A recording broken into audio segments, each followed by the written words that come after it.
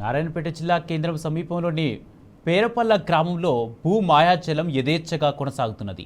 ఈ జిల్లాలో చేపడుతున్న కొడంగల్ ఎత్తిపోతల పథకంలో భాగంగా ముంపు గ్రామాల్లో బినామీ రైతుల పేరుతో పరిహారం స్వాహా చేసేందుకు కాంగ్రెస్ నేతలు ప్రయత్నిస్తున్నారు. విషయం బయటికి రావడంతో కాంగ్రెస్ నేతలు కారాలు మిరియాలు నూరుతున్నారు. అక్రమాలు బయటపడడంతో హడావుడిగా తమకు సంబంధం లేదని బుకాయించే ప్రయత్నాలు మొదలుపెట్టారు అక్రమార్కులు.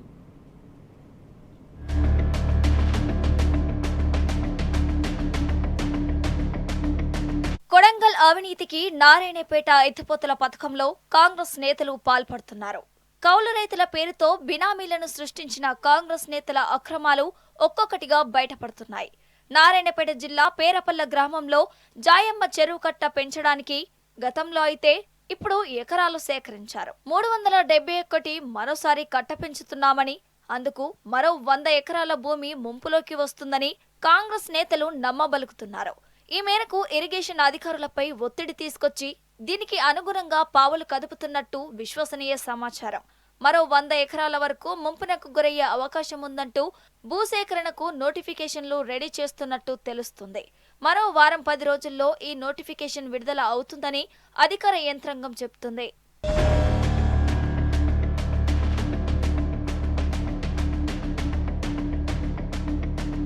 ఇదిలా ఉండగా పేరపల్ల జాయమ్మ చెరువు చుట్టుపక్కల 100 ఎకరాల ప్రభుత్వ భూములు ఉండటం, ఆ భూముల్లో చాలా వరకు గుట్టలు, వాలు ప్రాంతాలు కావడంతో వ్యవసాయానికి అనువుగా లేవు. అయితే కమిషన్ కొడితే అప్పనంగా పరిహారం వస్తుందని కాంగ్రెస్ నేతలు కౌలు రైతుల అవతారం ఎత్తుతున్నారు. కొంతమంది ఈ మధ్య హడావిడిగా గుట్టల ప్రాంతంలో జేసీబీలను తీసుకెళ్లి చదును చేయడం ఈ అనుమానాలకు బలం చేకూరుస్తుంది. మరోవైపు పార్టీ మారిన నేతలను కూడా కౌలు రైతులుగా సృష్టించి పరిహారం జాబితాలోకి ఎక్కించారు.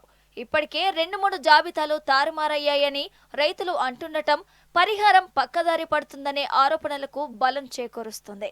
ఎకరాకు 20 లక్షలు ఇస్తుండటంతో పేరపల్ల దామరగిద్ద తండాలోని అసైన్డ్ లావణి పట్టాల్లో అక్రమంగా కౌలు రైతులను సృష్టించి పరిహారం కొట్టేసేందుకు ప్రయత్నిస్తున్నట్టు బాహాటంగా ఆరోపణలు వినిపిస్తున్నాయి.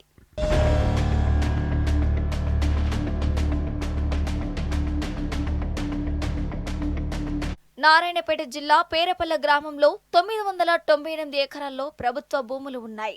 సర్వే నంబర్ 87లో 394 ఎకరాలు, సర్వే నంబర్ 92లో 226 ఎకరాలు, సర్వే నంబర్ 111లో 378 ఎకరాల ప్రభుత్వ భూమి అందుబాటులో ఉంది.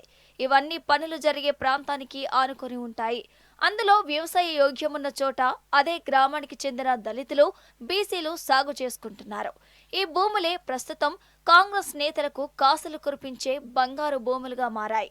నారాయణపేట మండలంలో పంపులు, చెరువు కట్టను పెంచి నీటిని నిల్వ చేయడం వంటి పనులు ప్రధానంగా ఉన్నాయి. అయితే ఇక్కడే అసలు కథ మొదలైంది.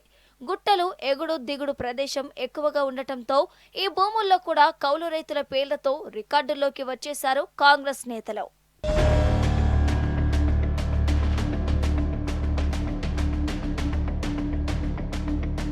ప్రాజెక్టులో భూములు కోల్పోతున్న రైతులకు పట్టా కాగితాలతో పాటు పాస్ పుస్తకాలు కూడా ఉంటాయి.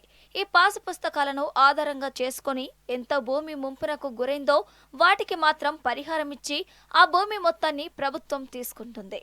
అయితే ఇక్కడ కొంతమంది రైతులకు ప్రభుత్వ భూముల్లో పట్టాలు ఉన్నాయి. కాంగ్రెస్ నేతలు సృష్టించిన రైతులకు మాత్రం ఎలాంటి రికార్డులు లేకపోవడంతో ఈ రైతుల పేరు మీద ఉన్న పట్టాలపై కౌలు రైతులంటూ సృష్టించారు. కౌలు రైతులకు ఎలాంటి రికార్డులు అవసరం లేదు. సంబంధిత పట్టాదారు ఒప్పుకుంటే చాలు. దాంతో అక్రమాలకు బీజం వేశారు కాంగ్రెస్ నేతలు.